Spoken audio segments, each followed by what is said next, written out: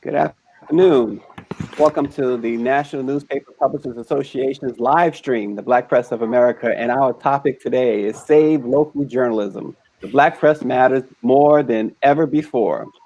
The contributions of the Black press remain indelibly associated with the fearlessness, determination, and success of Black America. Those contributions include the works of Frederick Douglass, W.E.B. Du Bois, Patricia Lumumba. Also, just last week, Ida B. Wells earned a posthumous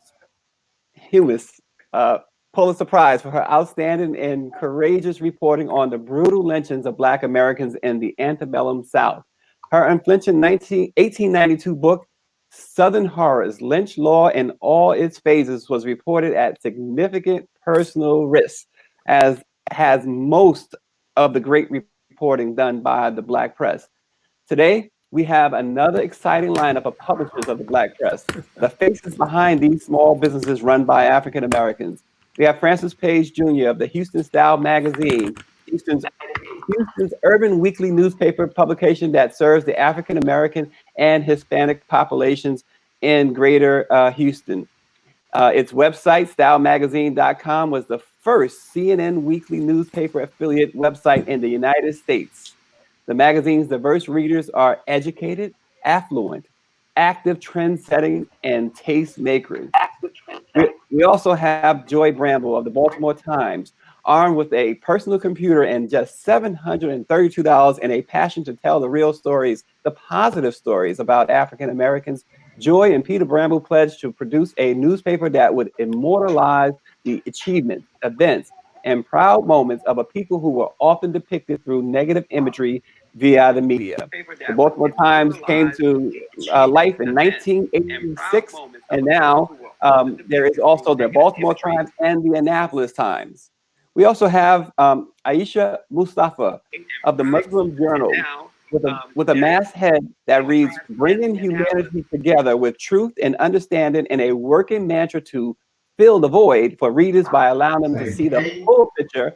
The Muslim Journal prides itself on producing the best quality newspaper that speaks not only to the physical and material realm, but they say also to the spiritual realm of the human soul. The Muslim Journal picked up the mantle passed on by Malcolm X as he represented the Honorable Elijah Muhammad in the creation of the Muhammad Speaks. And finally, we have Paul Cobb of the Oakland Post.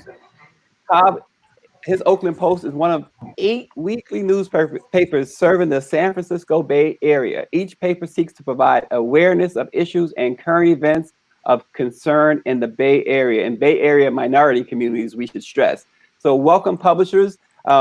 It's good to see each of you. Paul Cobb, how's it going down in Oakland with your newspaper?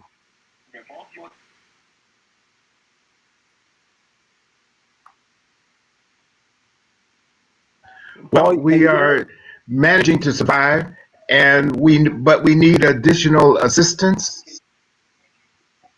Yes, I can hear you. Can you hear me? Okay. Yes, go ahead, Paul. Can you hear me? Yes, and for our viewers, yes, I said we're managing to survive.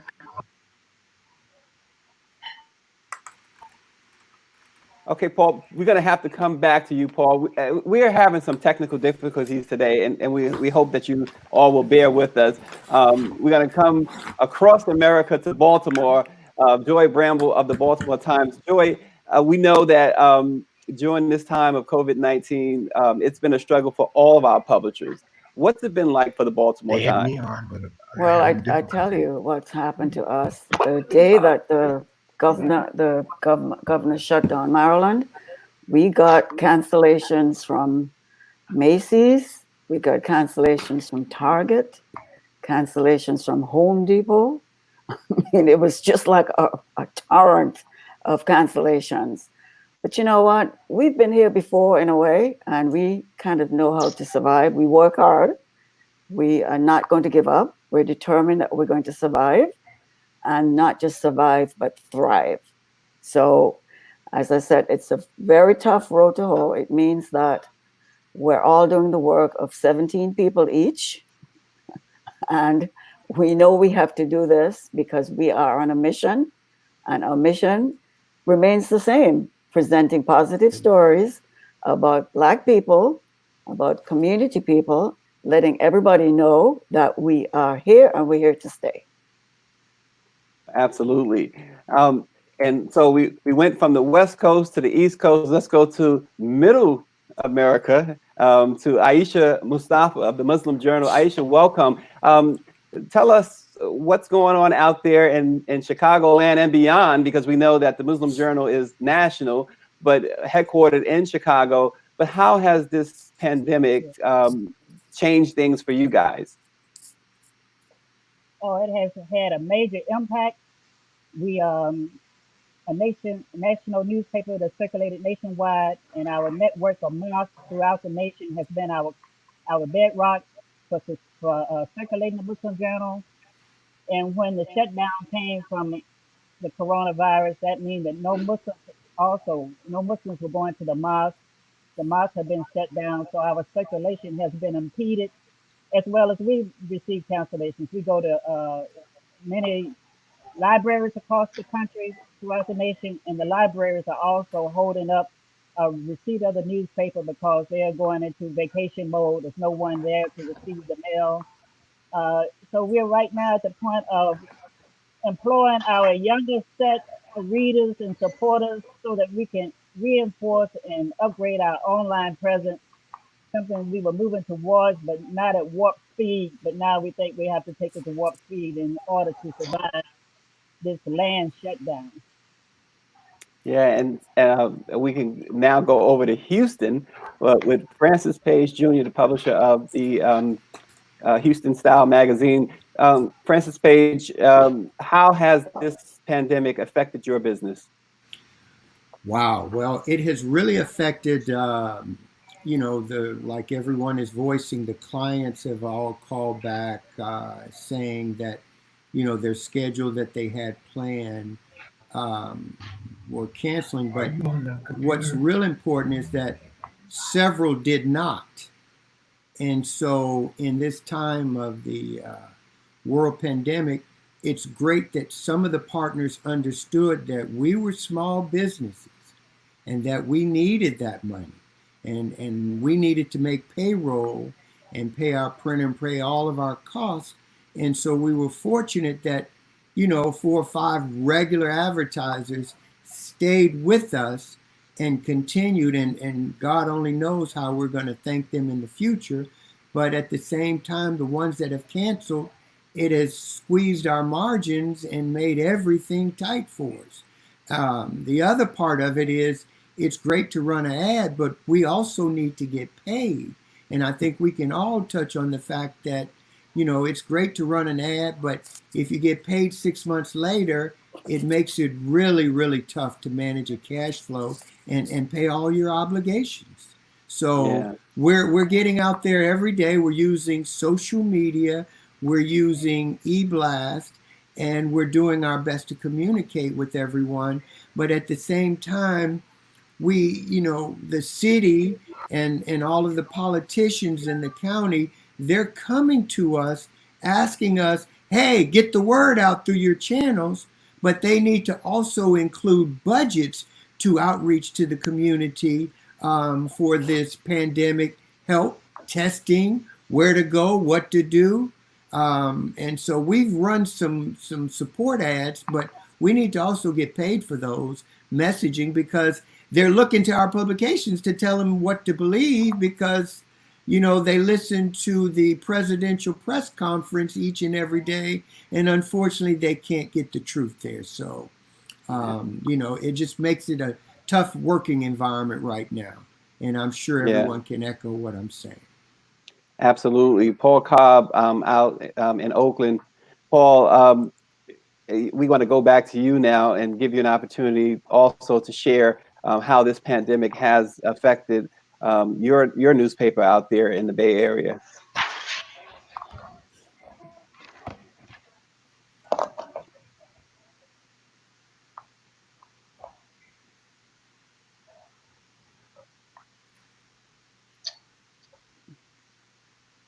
everything that all of the great publishers have said or stated before me, but the pandemic for the black press and black media, there has always been a pandemic when it comes to advertising. We have been ignored and we have been discriminated against. I think it is time for us to look at this in from a national perspective to see what we can do. The digital companies such as Facebook and Verizon and others have benefited from our news gathering. They have absorbed the advertising market. We need to be treated by Congress, and it should be put in this bill. There needs to be a special carve out, a set aside, similar to the oil industry, which is a oil depletion allowance. We should be given an advertising depletion allowance, and that these companies, like and others, who have not only absorbed the advertising from local news, and it's clear now that given the paucity of information on COVID-19, and since we are the most targeted population group, if ever there's a need for local news, it's now. And so therefore we need Congress to make sure that these large companies such as Facebook and others are forced to repair the damage that they have done to the advertising market. So with that thought, let me ask Joy Bramble, specifically, I know that recently Facebook did announce about $1.3 million in grants to specifically to Black press publishers. Hello? And I know that you were a recipient of a Facebook grant. What more can they do, Joy? To Paul Cobb's point, what more could Facebook do and other companies? Well, I think that Facebook could really carve out a special relationship with small community newspapers, Black newspapers, and there's special privileges that they really can give us. Because I agree with Paul. I mean, they have absolutely, in a way, kind of castrated us, because all the things that we would normally be able to do, they've kind of stolen a lot of our ideas. However, Facebook is so big. I mean, I think they're guilt struck now that they're giving away all of these, all this money, which is okay. I'll take guilt money, no problem with that. But there are other small things that they can do, and not just to give money, but to kind of give counseling.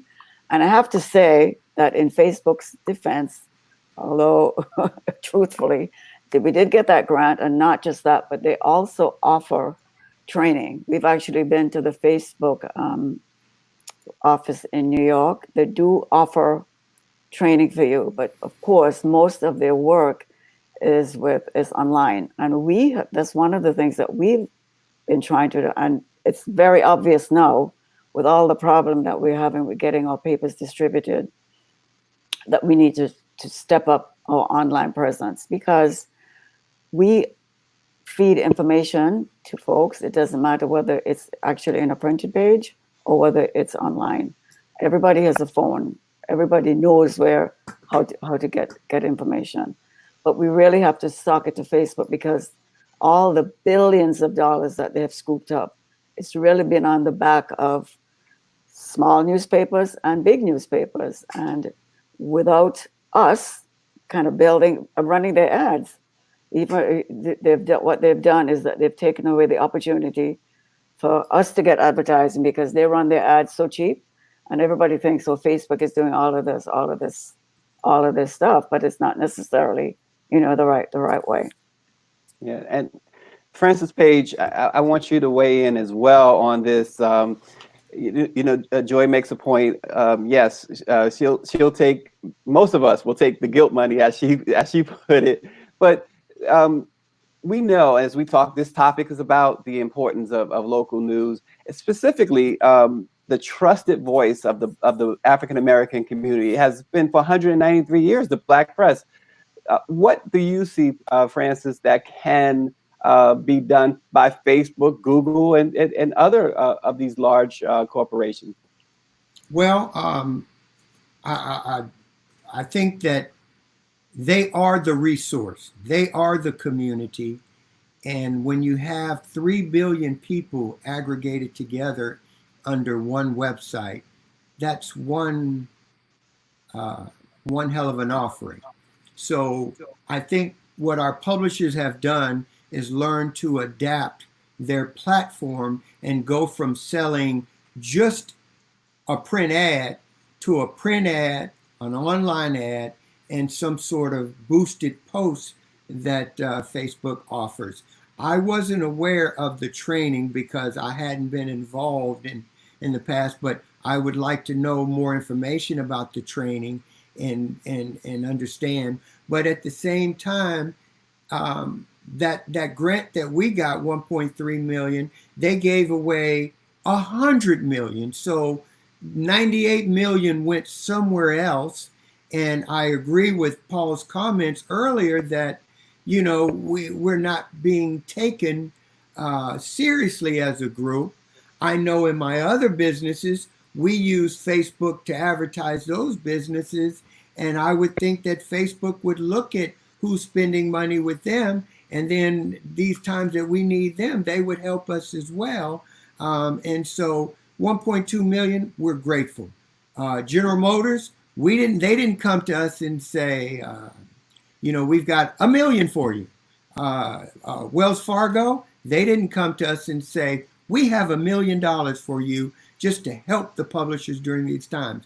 Facebook stood up and said, we've got money, and publishers applied and several got it. And I'm very happy for them because that helps provide stability and a peace of mind. And we've got a lot to worry about that we don't normally worry about. And it's hard to get on that computer and bang out the news when you're worried about if your lights are going to be on or not. And quite a few publishers are right there right now. They go, okay, do I eat? Do I pay this light bill? Or do I sit there on the computer for 4 or 5 hours banging out stories? So the world has changed as we all knew it in March of 2020. And we'll all look back and say, that's the day the world changed. But they can't forget about the Black consumers. We have the touch on the Black consumers.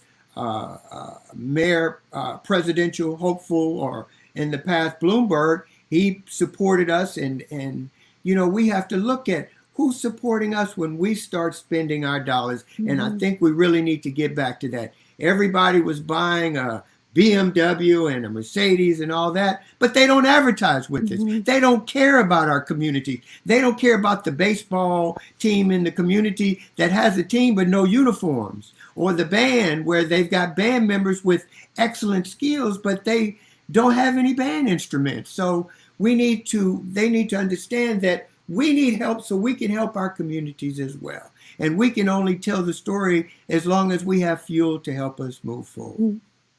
Yeah, Aisha, Mustafa, I wanted to ask you, just to go along with that, when it comes to spending money within the community and dealing with those who deal with the community. I know in talking with one of your colleagues, one of our colleagues, Richard Muhammad, in the past, the mantra has been almost, and this is not his words, but one hand washes the other when it comes to the community. What's the Muslim Journal's philosophy on that? Well, our philosophy is that we are here to help and assist and to be show up for the African American community. Sure enough, we are Muslim in faith, but we are planted within the African American community, and that is part of our responsibility as well. And while we have a public forum, we also call out those other Muslims from other nationalities who have their businesses in the African American community. We are consumers, African American consumers, and everybody comes into our community as to reap from those consumers, and then those dollars too go back out to the suburbs or even further. we don't get the full benefit even from the Muslims who come in our communities and do business. And we would like to see that mentality and that history from them to change. You know, I'm also here in Jackson, Mississippi, and we have a saying here in Jackson, Mississippi, you have to respect our black dollars. So you have to respect our Muslim black dollars as well. And these people who have businesses within our community, they're not the big corporations per se, but a lot of them have a lot of money. They are not poor people, and they're doing businesses in our community. And if they don't support the African American youth, they really don't understand where they are and the impact that the African American media has had on this country. You know, we're looking now at the murder of Ahmaud Arbery, and that takes me right back to Emmett Till. You know, it wasn't until Jet Magazine put Emmett Till on the cover that the movement itself, the civil rights movement, began to take a turn and catch the attention of other people.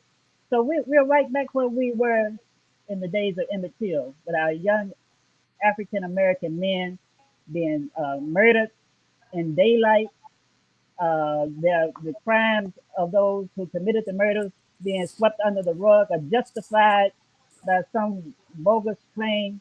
And it is the responsibility of the black press to keep this at the forefront. Newspapers, other newspapers will be here for a minute, but once the sensationalism dies down, then they're going on to the next topic. But we're Yeah. calling out everyone that does business in our communities to support the African American media. Oh, and I see what Joy Bramble wants to weigh in. I was going to go to Paul Cobb for a moment, but I'll get to Paul Cobb in a second. Okay. Joy, I'll let you jump in. Go ahead. Oh, no, I just wanted to get back actually to what Paul Cobb said. You know, there's a 10% minority set aside, you know, in this country. Just imagine if 10% of advertising dollars that are placed in the Washington Post, all of the white papers, we need 10% of that money to be placed in the black press. I know that they've talked about it at NNPA. I know Mr. Chavis has been kind of on it, but we need to press them because they're obliged to put 10% of the advertising dollars in our papers. That would completely revolutionize black newspapers. Just imagine if we actually had that kind of money. Look at what we do with the little money that we have. Imagine what champions we could be, not just for black people, but for the poor, the downtrodden, and to promote all of the good things that could happen in America. Yeah, isn't that the mission, Joy, of the Black Press for 193 years? Is like we said, the voice for the voiceless, the poor, the downtrodden. Paul Cobb, you mentioned, and Joy picked up on your thoughts there. Have you spoken to any of your legislators, local legislators, about this issue?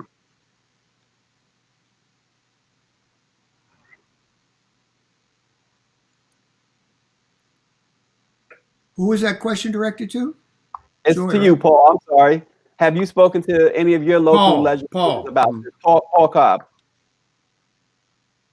Yes, I have. I'm glad you asked that question. I spoke to my congressperson, Barbara Lee, and yes. Okay. And so yes, I have a sign up that said that my mic was muted. Okay, but anyway, yes, I've spoken to my congressperson, Congressman Barbara Lee, and Congressman Mark DeSaulnier. Congressman Mark DeSaulnier.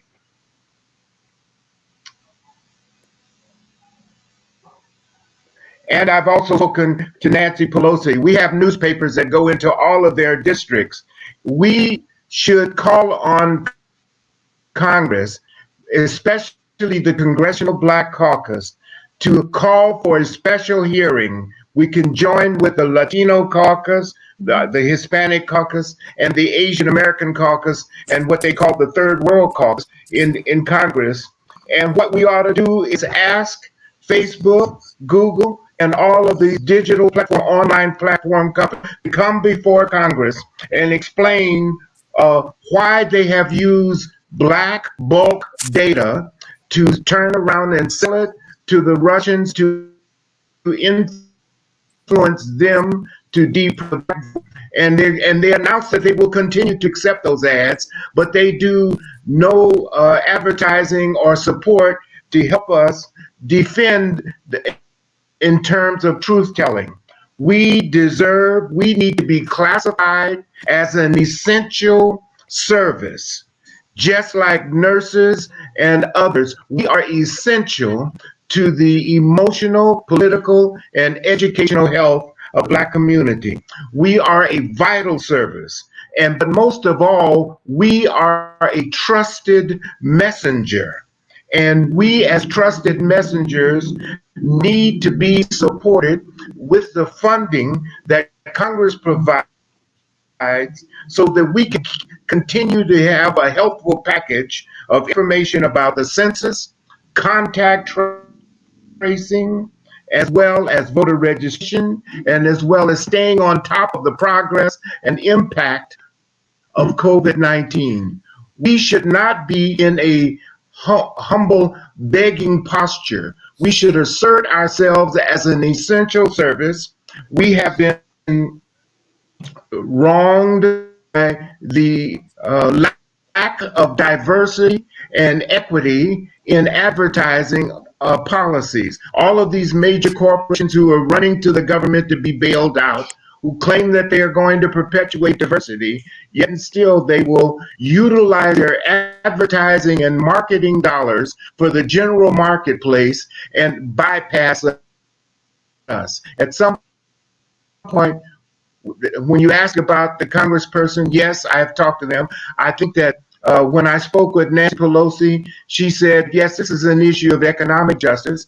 Barbara Lee is on board with it. Congressman DeSagne, and I think the gentleman from Baltimore, Congressman Raskin, is not from Baltimore, but from Maryland, is also on board with this, as well as Cicilline and Zoe Lofgren and many other the congresspersons have been spoken to. We should assert ourselves and have it included in stage 4 funding of this new COVID rescue legislation. Yeah. Francis Page. I hope I didn't take up too much time. No, Paul, we enjoyed that commentary. No, this is the Black Press of America. These are 4 of our iconic publishers. This is your platform. I want to go back to Francis Page Jr. It's been said here in this panel that we have to, and I think Aisha Mustafa really articulated it too, that there are those who are not doing business with us. There are those who have left at a time like this when it's the worst time ever. But what can we do? Our newspapers, our consumers do to try and even the playing field ourselves if we can't get that outside help? Well, it's interesting. The election season and time seems to be when the politicians, they come around and, they need you, and they buy an ad the week before the event, and then they try to milk the ad for the next year or the next 3 months saying, remember that ad I bought you? Can you run this press release? Can you send your photographer down here? Can you send a writer out this morning at 6:30 when I make this press announcement? But somehow their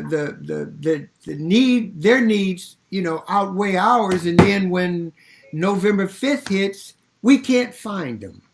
And so I guess we have to make a stand as a group and say, okay, you're not going to spend any money with us, then we're going to start writing about that and talking about that. And the fact that you have a discretionary budget, that somehow your brother-in-law who has a maintenance service is getting contracts all the time. And when we start exposing, the corruption that's going on, then perhaps they'll understand where they got their butter on their bread.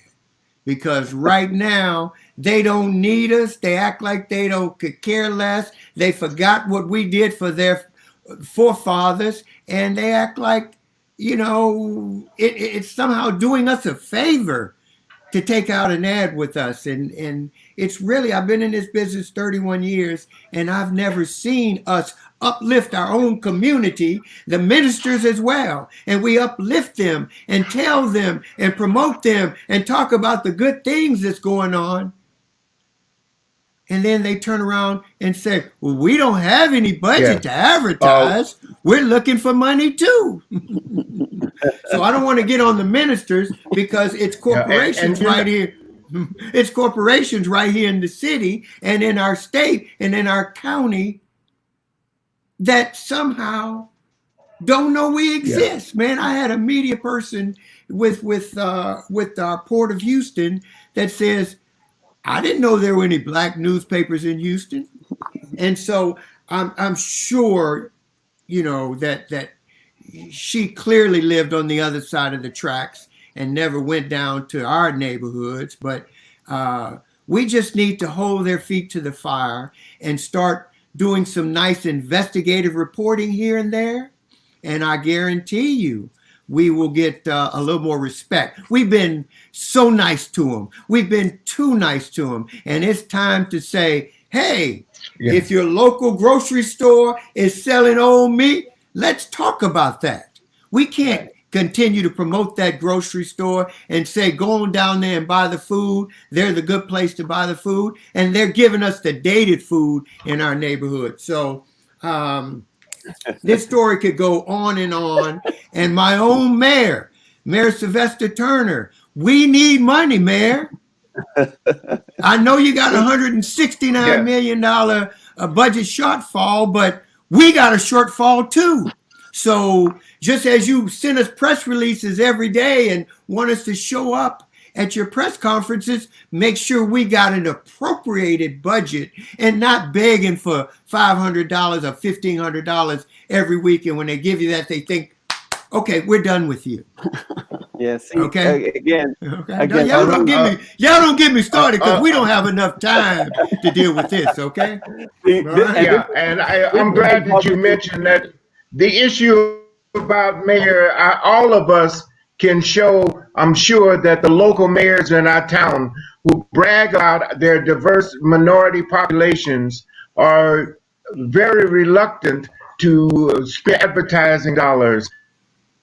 And we should demand that Google and Facebook, we ought to use the tools of the Facebook platform to ask them how many people go to those platforms to Google information on the black market and how to penetrate the advertising dollars.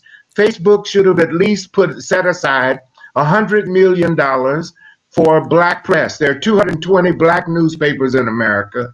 They could have instituted a special insert that encapsulated those areas of vital health news as a sponsor, as a drop in the bucket. Facebook made $19 billion off of the black media consolidation of the black users. Blacks as a population group have the largest affinity usage of the Facebook platform than any other ethnic group in the world. But we are bypassed, ignored, and they're passing out these small widow's mite paltry handouts to the black press. Every black paper in the country should be getting full page ads weekly from Google and Facebook. And thanking us for being a trusted messenger partner. And we should be treated with the same respect of funding that the United Negro College Fund and historical black colleges. We need to be considered the trusted messenger that is respected and supported financially, especially by the Democratic Party, since they all will march out black women as the symbol of saving them. But when it comes time to, if we gave them the list of all the black women who are publishers and who run these publications, they will go run and duck back in the alley, like Little Richard sang. And we need to make sure that they will identify with, support us, and represent us when it comes time to shelling out the advertising dollars and the support dollars. So we also have, of course, we're hearing Paul and Francis really put things in perspective. I guess you would say. We also have our distinguished women publishers. We have more women publishers than we do male publishers. I want you to know. But thank you. Yeah, Joy looked like she had something to say. Her face looks like she got something to say about that. Well, I want to before we get to Joy, because I'm sure Joy does have something to say. I want to go to Aisha because one of the things that we did want to you guys to talk about, you're publishers of the Black press, of Black newspapers, but you're also small business owners. You have staff, you have consultants. Yes, I am. So what's the impact? What has the impact been on your staff, your consultants? Aisha, I want to start with you. Well, our staff has been phenomenal. Our staff is the reason we're still in existence. They've taken the blows from the shortcomings. They know this is, quote unquote, a legacy newspaper, as most Black press is. They know what we represent. They know what we have done in the past. They know that we were there when other people were not there. And therefore, they make it a point to support their newspaper as much as possible. And actually, they take all the hard blows, financial blows, as well as all the incoming. When the press gets too involved, then we get a lot of other kind of incoming as well to try to knock you off your pedestal, to silence you, to deflect from what your work is, and try to direct people to the lesser us. But we have a staff that is a defense team. They're the front line, really, and they've been the front line from a long time. We have people in our staff right now who were part of the Muhammad Speaks newspaper when the building was on Federal Street in Chicago, and you could see it from they control the right. So they've been consistent. They have a sign devoted, that partisan, and we can never thank them enough. They have carried the load for these newspapers. Yeah, Joy, I wanted to go to you as well with that same question. I know you have consultants, you have staff that you have to continue to employ. What's that been like for you and your staff? Well, in terms of our staff, and we actually have many of also 1099 employees who also are regular workers and depend on us.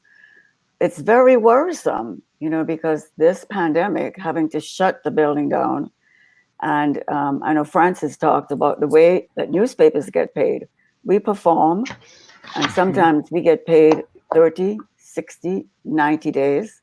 Because there's a pandemic, we don't know those people who owe us. We'll have to call them. They don't respond because they're not in the office, or maybe, it's tough. And so a nightmare is actually payroll. You're just wondering whether you'll make enough money, and not even so much make enough money because we've already performed the service. How are we going to, because our employees, they have bills, they have house rent, they have utilities, very much like a business. And we run at least Baltimore Times, we run it like as a family. So if it affects one person, it affects in the company, it affects everybody. So this pandemic, it's an extremely serious problem for businesses. And black newspapers are small businesses. I mean, you're a Black newspaper, but you still have to be able to meet all of your obligations. And it's particularly frightening because, as I said, because of the way that we are paid.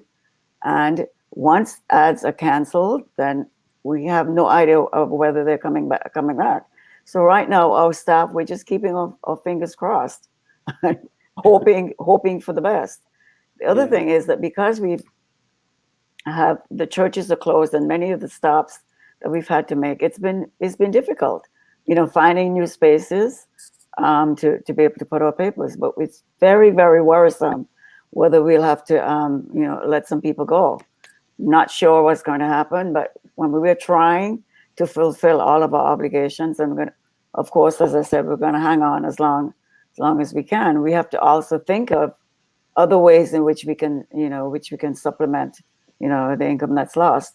But until the state opens up, the city opens up, we're pretty much in the same business like other people. And I was reading the paper today and found out that a fantastic restaurant, he's been in business for 25 years, just gone out of business because he said he's been in business for 25 years and it only took a month for Corona to put him out of business. Yeah. And I often wonder how many Black newspapers are just barely working on that, wishing and hoping.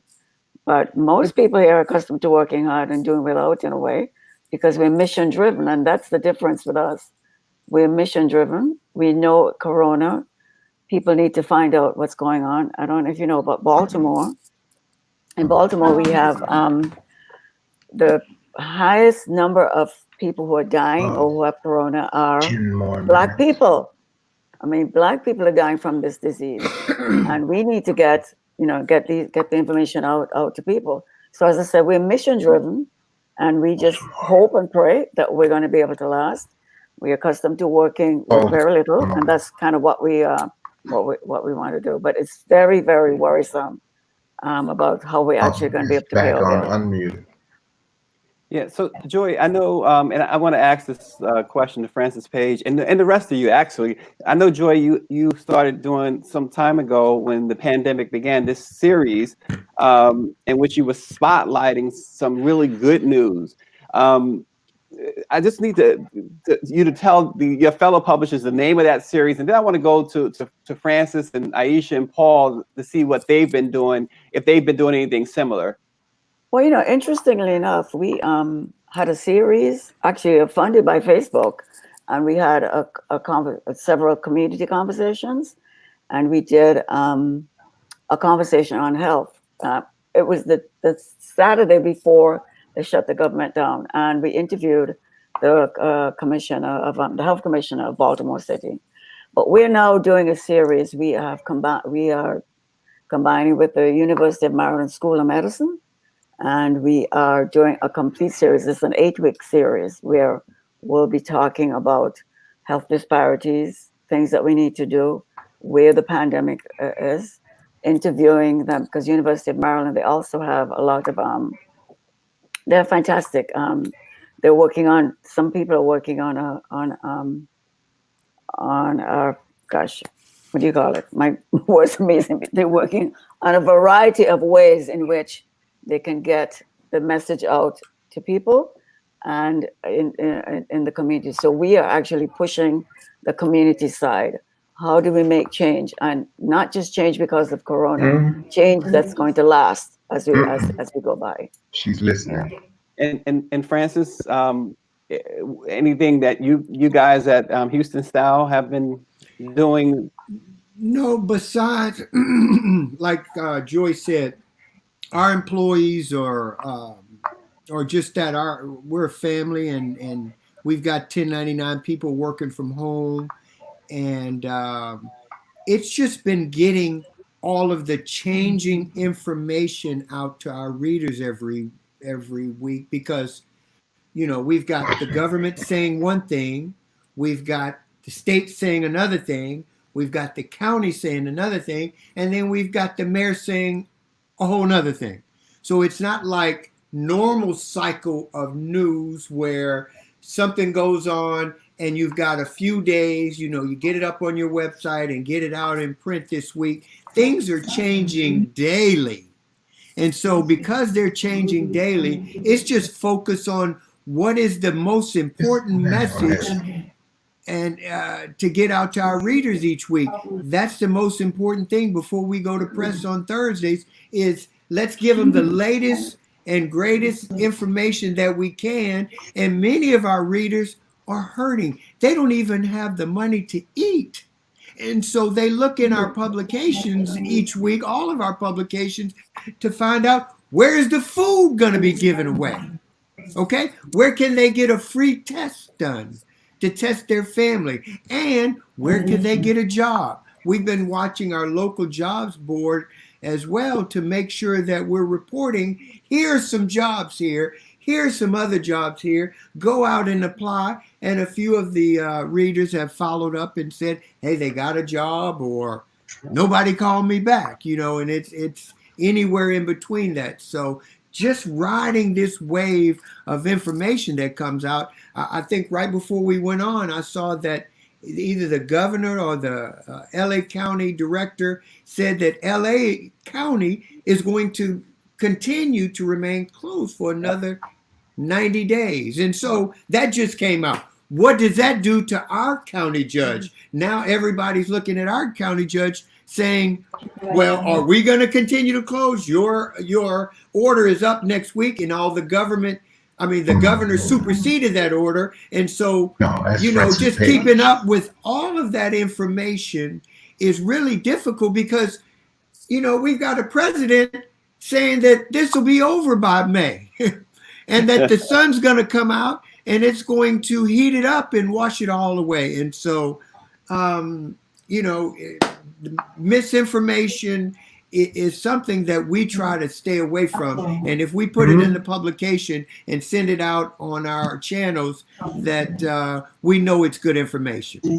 You raise an interesting point, Francis, and I want to ask Aisha this question. Aisha, we hear a lot about the president's coronavirus news conferences. There is a school of thought that they should not be covered. Give me your take on that, if you will. Well, first, we have to at least see what he said and mainly counteract it, refute it, put it in some kind of context where we can actually show to the general reader what's wrong with this picture.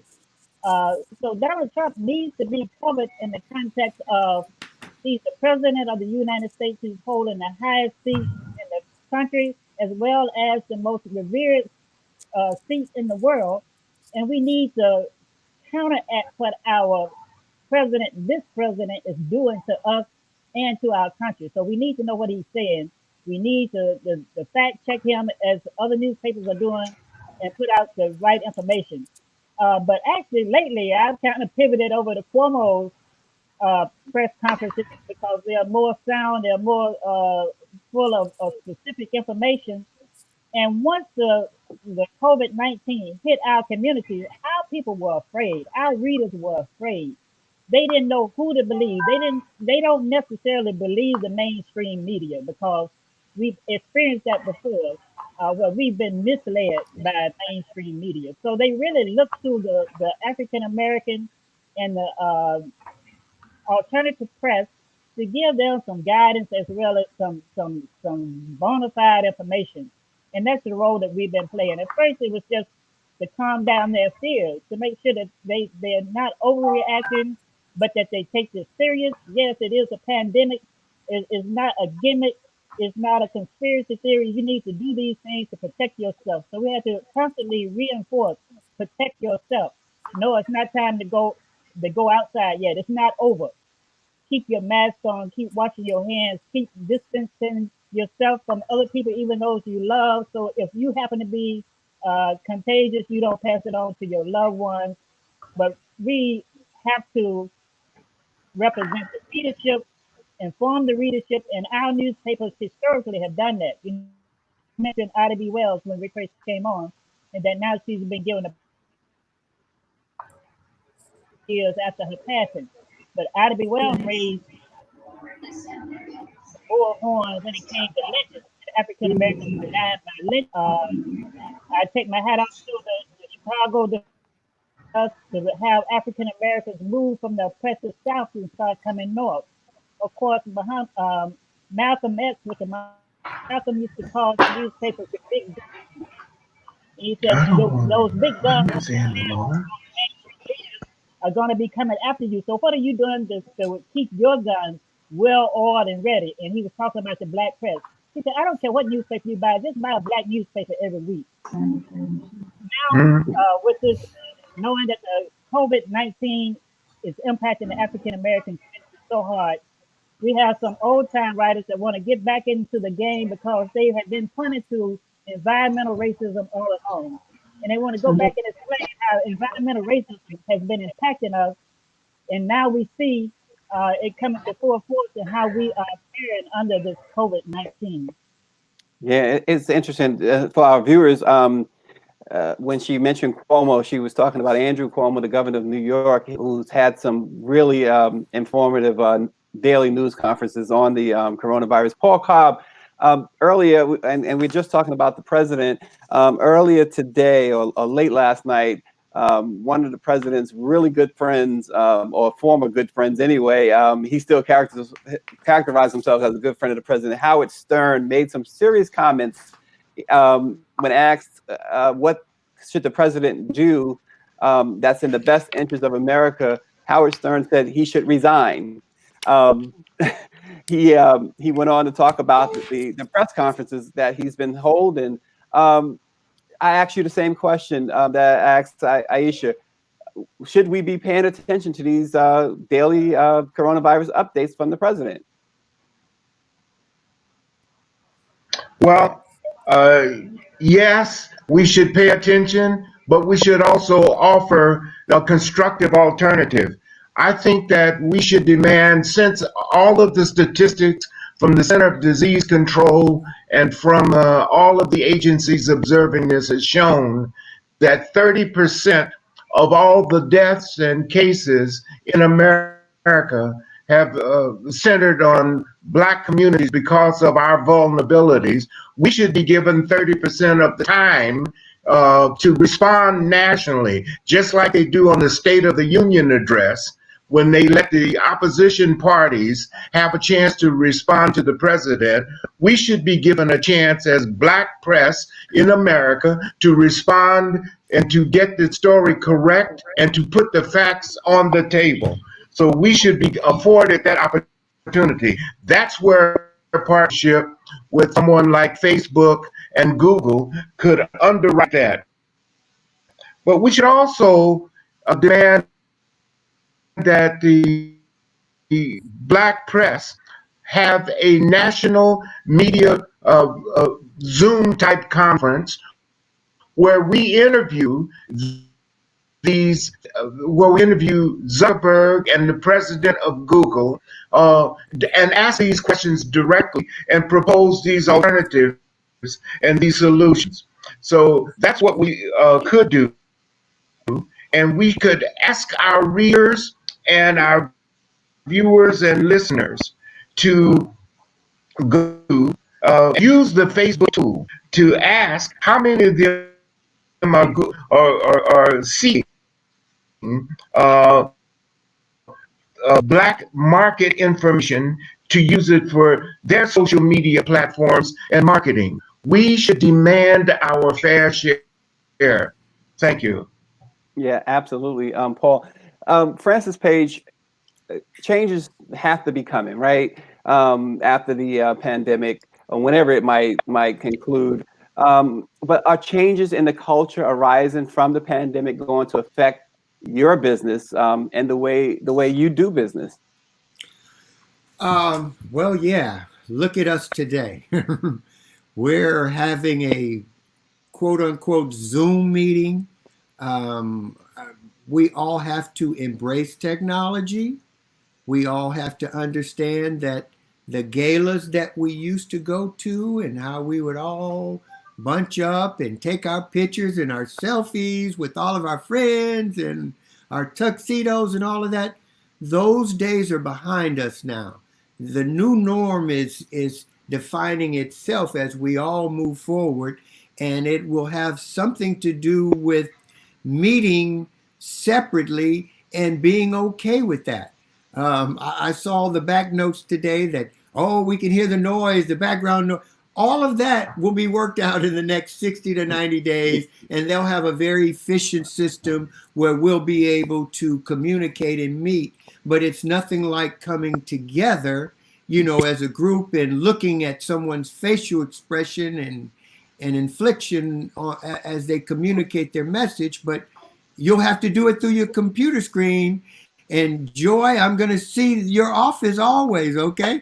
I mean, I tried to clean up my office, and Paul, we can't see your office desk over there, but you know, it's the new world we live in, and it'll have something to do with, you know, this kind of thing. One other thing I'd like to say, I have a daughter who is a school teacher, and she's wondering, you know, are we going back to the classroom with all of these kids coming in? What's going to be the new normal in August? And I think all of us are trying to figure that out times 1,000. Okay. It's just everything will be different. And it's unfortunate, but the world as we know it has changed. And the person that could have did the most has done the least. And he's true to who he is, and he is a racist, and we all know it, and he's done everything he can to divide us. But there's good people in this country that won't fall into that trap, won't hear that dog whistle, won't, you know, buy into that idea. And let's hope that November gets here real quick, and our people get out and vote. Okay, because November can come and go, and our community, because they're choking us, the communicators, by not giving us any money, any fuel to communicate the messaging, they are choking us so that we can't tell our people, go vote. See what they're doing? Just like the census. They're saying, oh, it's a fraud, or it's this. The census is the best thing we got going. And everybody on this panel, I'm sure, has already filled out their census form. But that's so important because, as we all know, it decides where the dollars go. And so if people don't speak up and say, I'm here, then there will be no dollars coming to that zip code. So it's just, go ahead.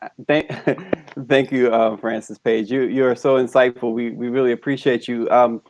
You know, for 193 years, the Black press has survived, right? In a lot of cases, we've thrived, but we've done it without looking for help from anyone else. So, with that in mind, I'm gonna start with Aisha, and we'll go around to Joy and Paul, and back to you, Francis. How do you? I want you to expand on how readers can help. Maybe donations, subscriptions. What can readers do? Well, first they can purchase a newspaper, and like Malcolm said, we really don't care what newspaper, but purchase a newspaper, because if we're all strong and supportive of each other, if the NNPA remains strong and supportive, then we all benefit from that. Uh, the newspapers that I was saying, you won't miss your water till the well runs dry. Well, if the African American newspaper press dries up, then we would be in dire situation as a people, collectively as a people. Because if you think they're not paying attention to us now, if they're not addressing our needs now, just think what it would be like without a black press, pricking their conscience, being in their face as much as we are, to remind them that this is an African American community here, and remind them of the history of how we got here. All our dues have not been paid, and we have to continue to bring that up to the forefront. I didn't get my 40 acres in a mule, and I'm still looking for it. Also, we have within the African American community, somewhere in our readership, we know we have these highly technical minds, these technicians, these people that are contributing to the progress of other companies. Just like in the days of African American slavery, when an African was enslaved by a Caucasian, whatever benefits that African could bring to that business, whatever patents they had, they wouldn't put in the name of the slave. They would put in the name of the slave master. So all these people who we assume have made this great wealth all of their own, we know there are people behind them that has been contributing to their progress. So when it comes to the Bezos and the Zuckerbergs and whoever owns Twitter, all those people, they should begin to make sure that the minorities participate in the development of these platforms. And one day we do have to look at the process of the progress of having our own platforms. Facebook can have competition from somewhere, you know. Uh, Zuckerberg can have competition. Jeff Bezos can have competition. And one thing we've seen from the COVID-19 pandemic is uh, sometimes natural events will level the playing field, and we are all back at ground zero. We are all back at the start, and we will have an opportunity for these young minds that we know they are there, and they're contributing to someone else's uh, progress to start thinking of, we need a platform of our own that can't be pulled out from under us going forward. Well, Joy, that's a tough act to follow, Joy, but I'm I going to know. throw it over to you. Well, I think that we should use, and that's my thing, use this opportunity to make our platforms almost to change and reform our platforms. We have to rethink what we're doing. And this pandemic gives us a chance to do that. I think sometimes you have to use disasters. Disasters can create new opportunities, and that's the way I see it. We need to be very vigilant. We need to be digital. We need folks to be able to get our newspapers, our news in any form possible, any form that there is, any form that they want. That's really, really important. But we also need to tell our readers and to our constituents that there are ways in which you can support us. We are a free newspaper, and sometimes folks call up and they want to place an ad, and then they're shocked when we say there's a price. They said, but you're a free newspaper. Yes, but we say we're free, but how do you think we get money to print this paper? So we have to educate our public as well. We are getting ready to launch a reader's revenue. We're going to ask our readers to support us in any way they can. We did a story once, and next thing we knew, 2 checks arrived in the mail. We didn't ask them, $100 a piece. Mm-hmm. We were grateful for that. A lady came in and gave us $1. I think that if you ask for support, you will get it. And so that's what we're committed to. But I'm also committed to making our site a really full site, and also for folks to be able to get our news, whether it's on their phone, on their laptop, on their wherever, even on their PlayStation or whichever one you want. I think that's what we have to do. We have to beef our papers up so we can challenge other newspapers, the other newspapers in the other part of the country. Yeah, Paul Cobb is no S at the end of Cobb. How can readers help, Paul? Donations, subscriptions, otherwise?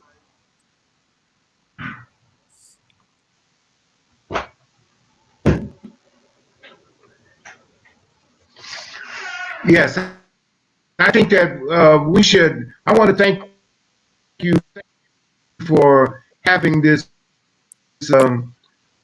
chat with the publishers. I think this ought to be a regular feature every week, just like they have Meet the Press. We ought to have the corporate leaders and politicians and others to meet the Black press every week, with us getting a chance to ask them questions. Funding ought to be provided so that we can have a special dedicated amount of money so that we can expand and extend our coverage of the impact of COVID-19, especially on the unhoused populations in our cities are now being let out of prison, and others, the impact around, as I would like to ditto what Francis said and what Joy have said. We need to be at the forefront, and we need to be demanding our fair share. We need to hold our elected officials, especially those who are in the Democratic Party, who brag so much about how much they love the Black vote and how much they appreciate the contribution of Black women and how much the Black women have saved the Democratic Party. Well, it's time for them to reciprocate and acknowledge that we are an essential feature of this American society and a part of democracy. So I think that what we can do is demand that there's some money to be made available, maybe through NNPA or whatever other foundations that we can give to the Black press so that they can give it to each individual publisher to subsidize investigative journalism around the whole disparity studies and the disparity of services and contracts and jobs that is rife throughout America. Yeah. Francis Page, again, how does the Black press matters? Help? How does what? I only heard part of the question. I'm sorry, I didn't. Sure. So how can readers help? We were asking about donations, subscriptions, and otherwise. And Paul Cobb, of course, mentioned some great things. Joy and Aisha as well. Well, I think it's up to us to, as the world continues to change. There used to be a program called Buy Black Dollar, where we tracked all of the dollars. We've got to come up with a new and innovative program that says, I'm buying black. Just like Taco Tuesday, every Mexican restaurant in our city, in our state, they've claimed Taco Tuesday. So on Tuesdays, they've got major business. We have to come up with something that we can use all of our platforms to engage the consumers to buy black, to buy papers, to say there might be an incentive where you go in the store and say, I saw this in the Baltimore Times, or I saw this in the Houston Defender, or the Forward Times, or the Dallas Weekly, anything. But we've got to come up with something that ties the spin to us, because they feel like they can get the spin without using us. I mean, we could go down the street and say, how many pastors got Cadillacs? Well, we did that years ago. And so we have to come up with something new. Why aren't people choosing Cadillacs anymore? Why does Cadillac spend $100 million a year on advertising and less than 1% with us, or if that? And so we got to continue to talk about these things. We stopped talking about them because they gave us just enough to taste a little bit of money. And then they silenced us. Okay? But General Motors took money in the last problem that this country had. And we got no additional money. Okay? So we got to hold people accountable for what they do. And I'm going to tell you guys, I was in the restaurant business for the last 8 years, and I've spent quite a bit of money with Facebook. And when they gave out their grants, unfortunately, I didn't get any, but I've spent, it's in writing, hundreds of thousands of dollars advertising my restaurants with them. And then when it was time for me to need something, they gave me nothing. And so this, in the future, when I say, where else am I going to market my restaurants where I can have a big reach? It won't be Facebook. There's other options out there. And so when you hold Facebook accountable, and those reps keep calling me all the time, when are you going to spend some money? Hey, we got this program, we got that program. Unfortunately, I'm going to tell them, you had a chance to help me when I needed it, but you didn't. So now your competitor is getting my dollars. And the same thing will happen to black newspapers if we start talking about that grocery store, talking about that bank that's in our black community, okay? Talking about that chain of restaurants that's in our community, taking dollars out and not turning around and using black bakers or black people that supply restaurant supplies or anything. You can take that, and I'm going to start calling out people. And I hope that we all start doing it. I'm looking at the questions that we have over here, and some of the people are asking great questions. Did the DNC or did Joe Biden? Has Joe Biden? Oh, Joe, we all love Joe. Okay. Where's Joe at? How much money did he spend with you, Joy? Nada. Joyce? Nada. Paul? Aisha, how much money did Biden spend with you? So we need to start calling him out and saying Joe Biden won't spend money with the black press. And we don't want to add the week before you lose. And so you can blame it on us. Okay? Y'all know that game too, right? See, I'm calling him out. Joe There you Biden, go. where's my check, Joe? You want my vote? Where's my check? I reach 130,000 people every week. Where are you? Where's my ad? Otherwise, you get no editorial. And if you lose, that's your problem, not mine, because I still got to put out my paper when you've lost and you're gone. So that's how I feel about it. Francis Page, Okay. thanks for bringing out that reader question. He's Mr. Youngblood is been one of our dedicated viewers, and he does often put up questions there. And everyone's welcome to ask questions. But we do I'm have sorry, time y'all. for one. My wife came in here and said, "Is everything all right?" No problem, honey. I just get passionate and emotional because we gotta hold them accountable. Okay, we gotta hold them accountable. I'm getting back really involved with NMPA, and if you need somebody to go to the microphone and look them in the face and say, "Where's the money? No money, no vote." How about this? Vote no, Joe. See, Hashtag and vote no, Joe. Now I bet you we'll have a check in another week or so. Let's make that go viral. Joe Biden won't spend money with the black community. Vote no, Joe. Hashtag vote no, Joe. And if you do that, guess what's gonna happen? You're gonna get his attention. Oh, they have a reach. Oh, I better do something with them, or I'm gonna be like the other stories that come up that Trump and them bring up about Joe Biden. And I'm not gonna get into that. Okay. See, we are totally unfiltered. This is the platform for our publishers to speak their minds, and there's nothing like it when they speak their minds. Next week, before we go to the last question, on Monday the 18th, same time, 1 o'clock, we're going to have Deanna Tisdale Johnson, the publisher of the Jackson Advocate, Bernie Foster of the Scanner, Jan Michelle Kearney of the Cincinnati Herald, and Clovis Campbell of the Arizona Informer. That is Monday the 18th. And yeah, we'll be back next Wednesday too with another group of publishers as well. But Aisha, I'm going to start with you. We got a couple minutes left. I want you to tell us what's next for you guys. What is your closing thoughts more than anything else? What's your closing thoughts?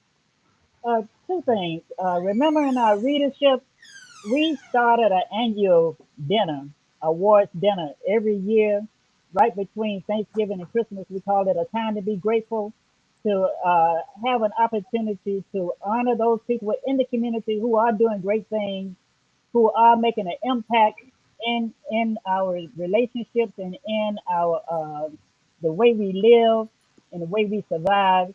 So we've had an annual dinner now for several years. We call it a time to be grateful each year. And this year coming up, we rotated around the country since we're national. This year we will be in Atlanta, Georgia, in the latter part of December, God willing, if we can travel. We still anticipate having it.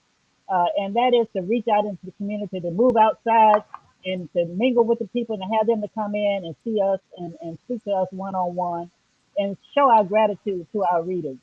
The other thing that we continuously need to do, and we appreciate the leadership that we had in W.D. Muhammad in this, is open up and reach out to those who have like minds.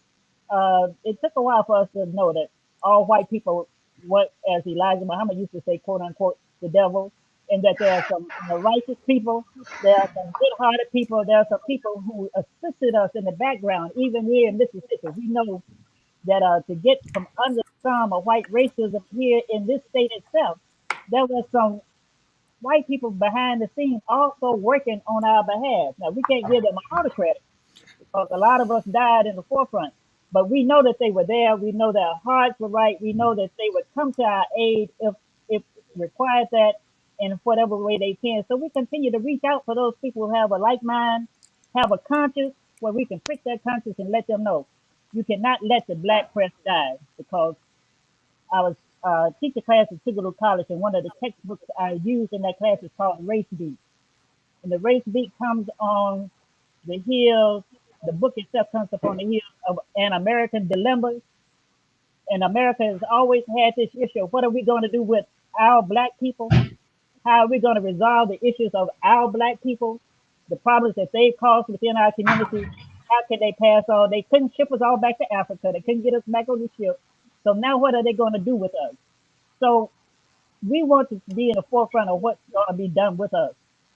And if anyone wants to assist us in that endeavor to overcome why COVID-19 is attacking African Americans at disproportionate levels, why environmental racism has never been addressed. We act like it wasn't there when we know all the landfills and all the bad air and all the asthma and eczema and poor diets were in our communities. We forget how we were nurtured and how we were fed as African Americans. They assume that this is some kind of cultural habit that we have. We were given the worst food. We have deserts in our own community. And we want to appeal to those people who have the conscience. If they want to improve the state of the African American, they still have a chance, and there's still the need for them to do so. Well, thanks, Aisha Mustafa, Muslim Journal. Joy Bramble, Baltimore Times, closing thought. Okay, my closing thoughts are the fact that many young people have lots of great ideas. We have many of them who are actually thinking about some of these things, and I think that we have to encourage them and bring them into the fold of our companies. They're smart, bright, well-educated, some of them, most of them. In our community conversations that we had, we were amazed at the majority of people who showed up and who were very vocal in what they were doing were between 25 and 36.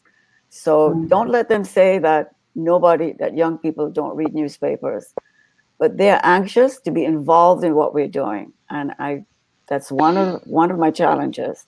One of the things that we are now working on diligently. And so if we're going to meet them on Facebook, that's where we have to meet them. We're going to meet them on their laptops. That's exactly where we have to be. But we have to kind of change. We can't just keep on doing the same thing and we're expecting a different result. And also, I'm not in the mood so much to ask people to set aside. We have to set our own agenda.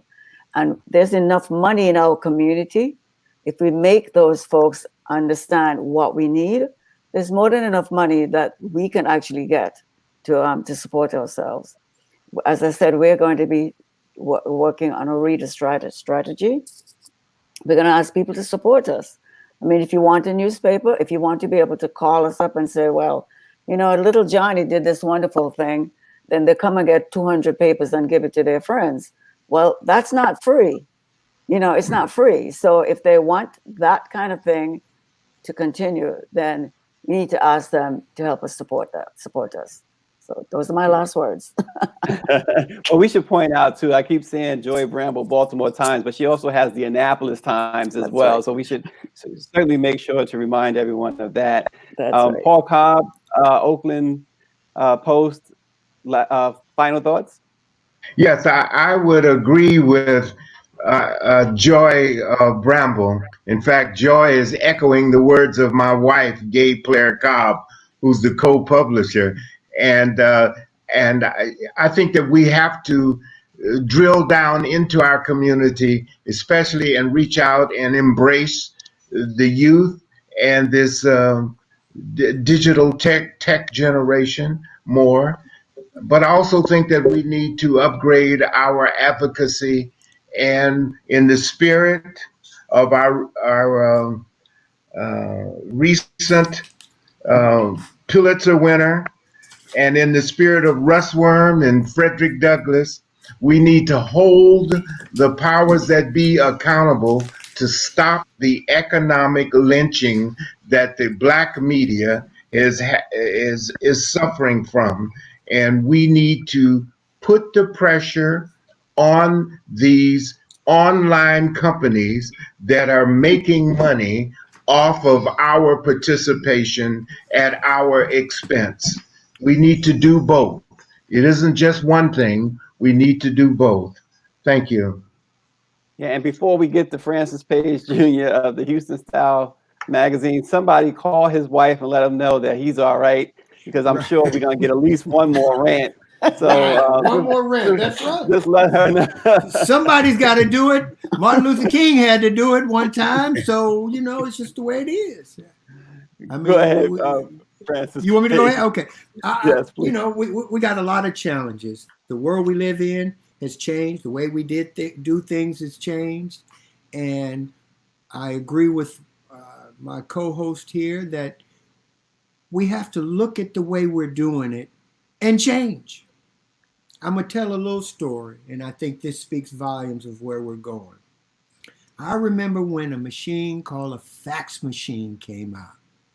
And my dad, Francis Page Sr., who was an NMPA publisher and has been enshrined, looked at us and said, why do I have to spend $1,400, because that's what they cost when they first came out, for somebody to send me something? And so my dad didn't get it. He was like, no, let's just continue to get mail. And so mail takes a week. And so you get the insertion order after the date. And then the ad didn't run that week. And then the client, y'all know the story, okay? Y'all know the story so well. So when the insertion orders start coming through the fax machine, my dad says, don't touch the fax machine. Don't nobody touch the fax machine. I'll get the insertion orders that came in. And he had an epiphany at that moment. He understood, and things changed. And then we went from mail to fax machines to then email. And now things can really get to you. I think they can drop something off in the front yard if you order before noon now with Amazon. So the world is changing. We as a group have to decide and then all get behind whatever that change is. However we're going to change. We know internet is a part of it. You got to have a website. You got to be able to reach outside of your community and bring people in, or reach the people now that are at home that aren't getting out into the community. So you got to find ways to reach them as well. So we got to change. That's all I have to say. We have to change and hold our political folks, my mayor. Yeah, I'm talking to you, Sylvester Turner. I'm talking to you, Lena Hidalgo. I'm talking to you, Greg Abbott. I'm talking to all of my city council members that send us press releases and invite us to everything and think that they should be on the front page of our paper every week. I'm talking to all of y'all because my city has a $5 billion budget. My county has a $5 billion budget. And we're not even getting 0.5% of the money. So something's wrong with that. And our community is 30% minority. African American, come on. Something is wrong with us not getting our proper due. And don't give it to us as a handout. I know right now everybody needs some money because we all didn't save like we said we were. But we need fair business. You give the other folks the contracts all the time. I went to a Harris County meeting, the first one with Judge Lena Hidalgo was there. I told my wife, I came out, I said, they gave out $2 million in contracts today, and they were just giving money out. $700,000 for this one, $300,000 for that one, $700,000 for this one, $600,000 for that one. Well, where's our money? So you'll see that our content in the future will do our best as one of the publishers here to hold these politicians accountable. And we expect better. How many black people ride the bus? I'm sure we all have bus ads every week, right? From your transit authority. You guys have those every week, don't you, in your paper? Every week, right? Well, why not? Who's riding the bus? Who's riding the public transportation that provides millions and millions and millions of dollars of revenue? You know who's riding it. Who's out there working right now?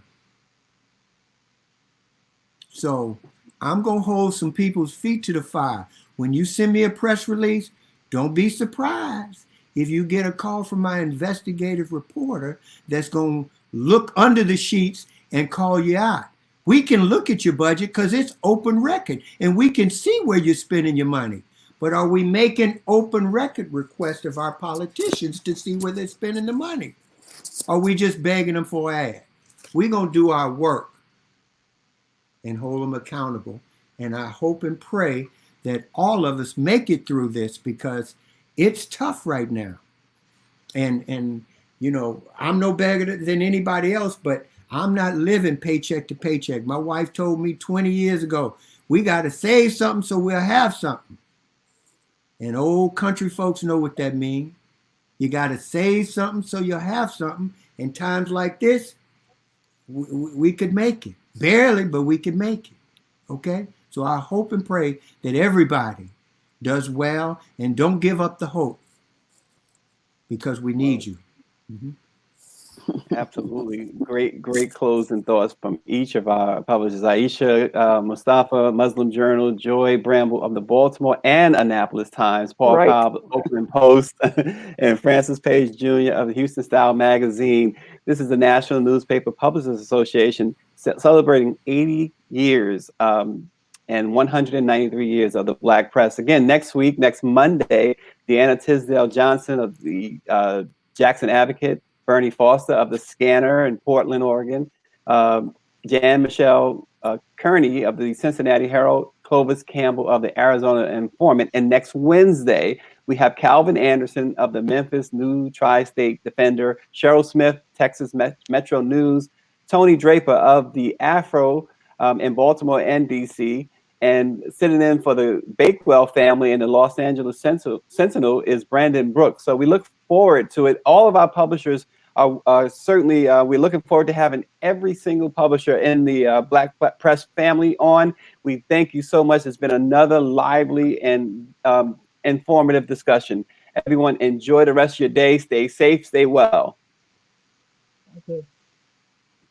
All right.